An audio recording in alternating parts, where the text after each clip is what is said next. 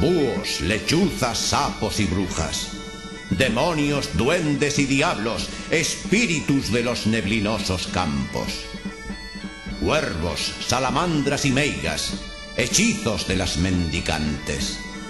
podridas y huecas cañas, hogar de gusanos y alimañas, lumbre de las santas compañas, mal de ojo, negros hechizos, hedor de muertos, truenos y rayos, aullido del perro, pregón de muerte,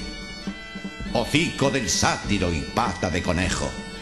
pecadora lengua de la mala mujer casada con hombre viejo, averno de Satán y Belcebú, fuego de cadáveres ardientes, cuerpos mutilados de los indecentes, pedos de los infernales sanos, bramidos de mar embravecida,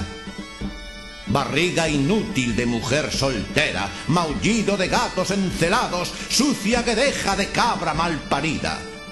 Con este fuelle levantaré las llamas de esta lumbre a semejanza del infierno, y huirán las brujas a caballo de sus escobas para bañarse en la playa de las arenas gordas. Venid, oíd los lamentos de las que se queman en el aguardiente, quedando así purificadas. Y cuando este brebaje por nuestras gargantas baje, quedaremos libres de todo mal y de todo embrujo. Fuerzas del aire, tierra, mar y fuego, esta llamada os hago. Si es verdad que tenéis más poder que la humana gente, aquí y ahora haced que los espíritus de los amigos ausentes participen con nosotros de esta queimada.